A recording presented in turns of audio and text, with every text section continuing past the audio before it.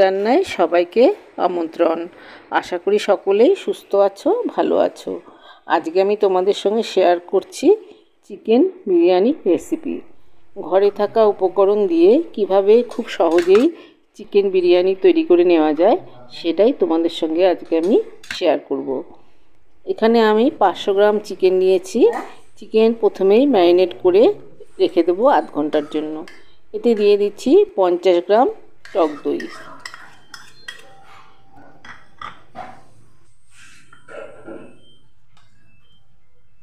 এতে দিয়ে দিচ্ছি 1 চামচ রসুন বাটা, এরপর দিয়ে দিচ্ছি 1 চামচ আদা বাটা,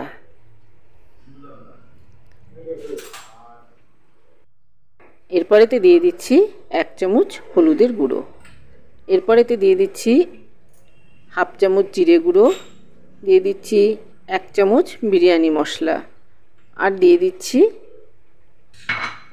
1 চামচ লবণ। এবার সব উপকরণগুলো খুব ভালো করে মেখে নিতে হবে। এরপর দিয়ে দিচ্ছি 1 চামচ Kashmiri red chili powder. Kashmiri red chili পাউডারটা আমি কালারের জন্য ব্যবহার করেছি, তোমরা চাইলে নর্মাল চিলি পাউডারও এখানে ব্যবহার করতে পারো। এরপর দিয়ে দিলাম হাফ চামচ গোলমরিচের গুঁড়ো।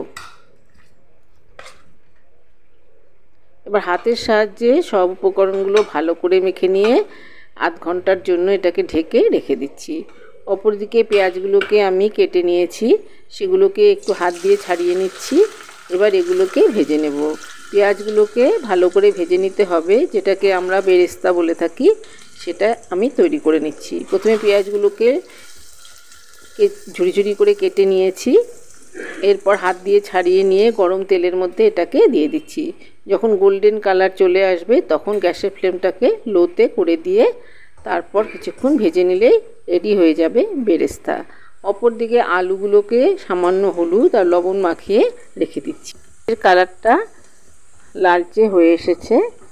যখন একটু গোল্ডেন কালার চলে আসবে তখনই গ্যাসের ফ্লেমটাকে মিডিয়াম টু লোতে করে দিতে হবে, না হলে পেঁয়াজগুলো পুড়ে যাবে, আর পেঁয়াজগুলো পুড়ে গেলে বেরেস্তা খেতে ভালো হবে না, এগুলো একটু তেতো হয়ে যাবে।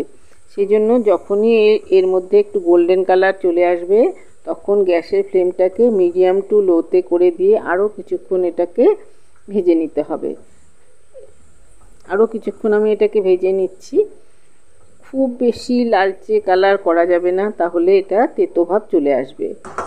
আরও কিছুক্ষণ নাড়াচাড়া করে নিয়ে এগুলোকে তুলে একটা প্লেটের মধ্যে ছড়িয়ে দেব। টিস্যু পেপারের মধ্যেও ছড়িয়ে দেওয়া যেতে পারে। কিছুক্ষণ পরেই দেখবে এগুলো মুচমুচে হয়ে যাবে।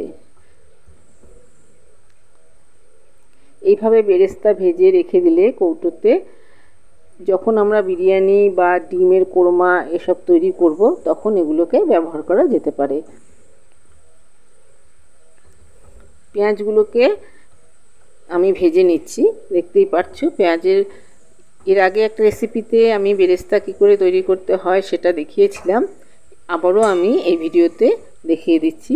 দেখতেই পাচ্ছো পেঁয়াজের মধ্যে একটা গোল্ডেন কালার চলে এসেছে। এবার এগুলোকে আমি তুলে নেব। তুলে নিয়ে একটা প্লেটের মধ্যে ছড়িয়ে দেব। ছড়িয়ে দিলেই এগুলো মুচমুচে হয়ে যাবে। এর থেকে বেশি লাল করার দরকার নেই। এই অবস্থাতে এগুলোকে আমি তুলে নিচ্ছি। সব পেঁয়াজগুলোকে তুলে নেওয়ার পর এটাকে একপাশে রেখে দিচ্ছি। অপর দিকে বাটির মধ্যে আমি খানিকটা দুধ নিয়ে নিয়েছি, এর মধ্যে দিয়ে দিচ্ছি 2 চিমটি কেশর। কেশর দিলে কালারও যেমন ভালো হয়, এটার ফ্লেভারও খুব ভালো হয়।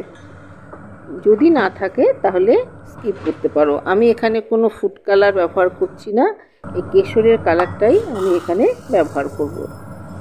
এবার বাটির মধ্যে নিয়ে নিচ্ছি 300 গ্রাম বিরিয়ানি রাইস।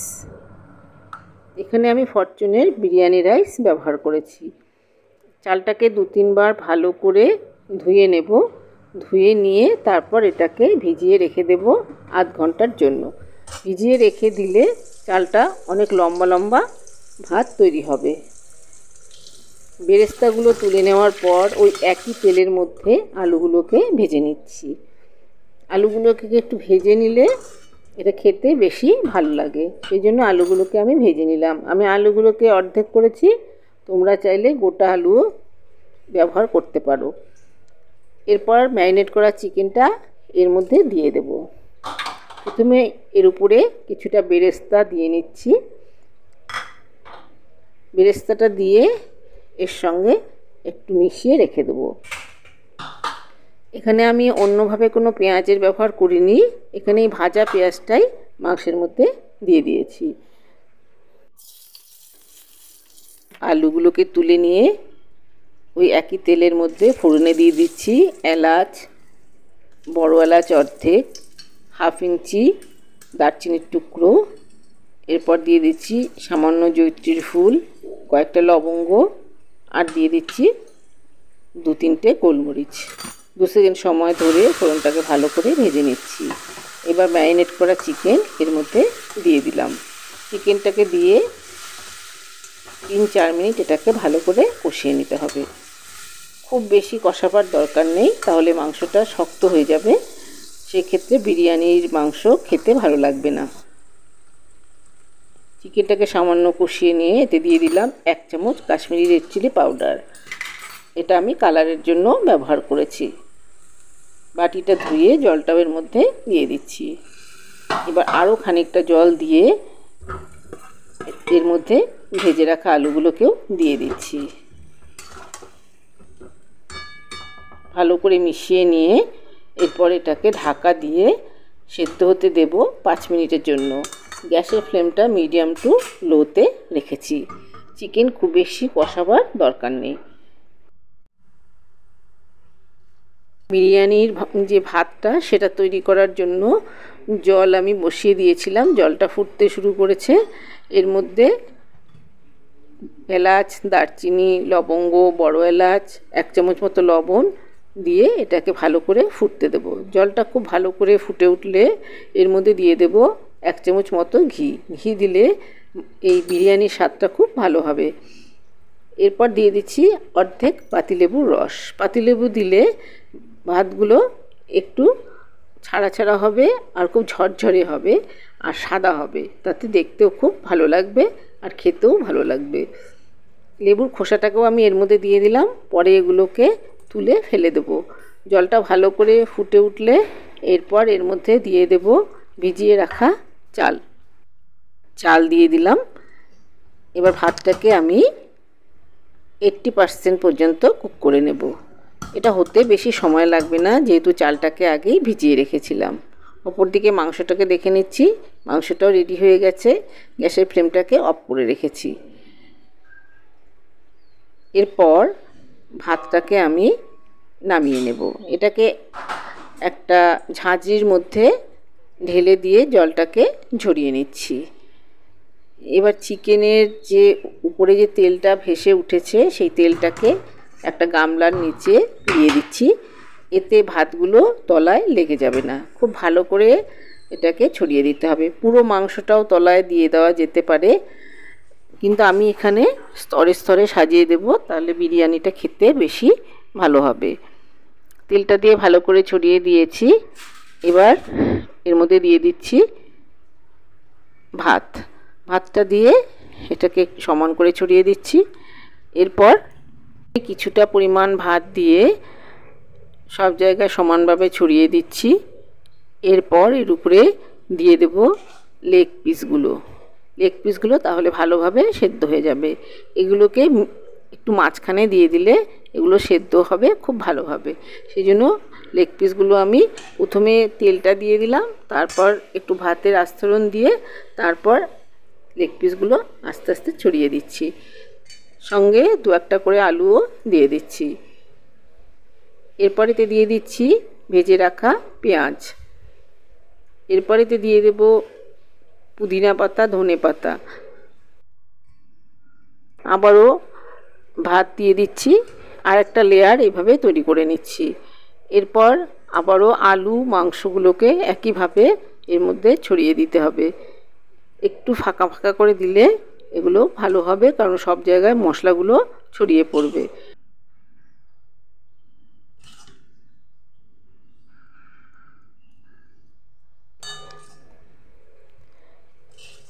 এবার চিকেনের টুকরোগুলোকে সাজিয়ে দেওয়ার পর এর উপরে দিয়ে দিচ্ছি বেরেস্তা, এরপরেতে দিয়ে দিচ্ছি বিরিয়ানি মশলা, এতে দিয়ে দিচ্ছি ধনেপাতা, আবারও বাকি যে ভাতটা ছিল সেটা এর মধ্যে দিয়ে দিচ্ছি, দিয়ে হালকা করে এটাকে আবারও ছড়িয়ে দিতে হবে। এইভাবে পরতে পরতে সবগুলোকে স্তরে স্তরে সাজিয়ে নিচ্ছি।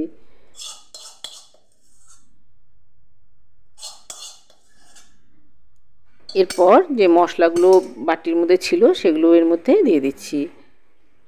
এরপরেতে দিয়ে দিচ্ছি ধনেপাতা আর বেরেস্তা, বাকি যে বেরেস্তাটা ছিল সেগুলো এর মধ্যে উপরে ছড়িয়ে দিচ্ছি।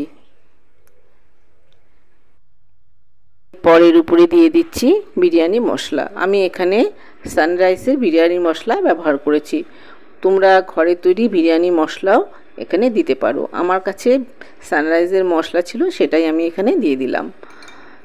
এরপর বাকি যে বেরেস্তাগুলো আছে সেটাও এর মধ্যে দিয়ে দিয়েছি। এরপর দিয়ে দিচ্ছি দুধে ভেজানো জাফরান। এর মধ্যে আমি সামান্য গোলাপ জল, কেওড়া জল আর মিঠা আতর দিয়ে নিয়েছি, সেটা এর মধ্যে দিয়ে দিলাম। 1 ড্রপ করে মিঠা আতর দিয়েছি আর 1 চামচ কেওড়া জল আর 1 চামচ গোলাপ জল, সব মিশিয়ে জলটা এর মধ্যে ছড়িয়ে দিলাম। এবার এটাকে সিল করে দিতে হবে। এটাকে অ্যালুমিনিয়ামের ফয়েল পেপার দিয়েও মুড়ে দেওয়া যেতে পারে, কিন্তু আমি এখানে যেহেতু সম্পূর্ণ ঘরোয়া উপায়ে করছি সেই জন্য আটা দিয়ে এর মুখটাকে সিল করে দিচ্ছি। বেশ খানিকটা পরিমাণ আটা আগেই আমি মেখে রেখেছিলাম। এটা গামলার চারিদিকে এইভাবে আস্তে আস্তে লাগিয়ে দিচ্ছি। এর উপরে ঢাকনাটাকে বসিয়ে একটু চেপে দিতে হবে, দেখতে হবে কোনো জায়গায় যেন ফাঁকা না থাকে, তাহলে ভাপটা বেরিয়ে যাবে, তাহলে দমটা খুব ভালো হবে না। এরপর গ্যাসের মধ্যে একটা তাওয়া বসিয়ে দিয়েছি, তাওয়াটা গরম হয়ে গেছে। এবার এই গামলাটাকে তাওয়ার উপরে বসিয়ে দেব।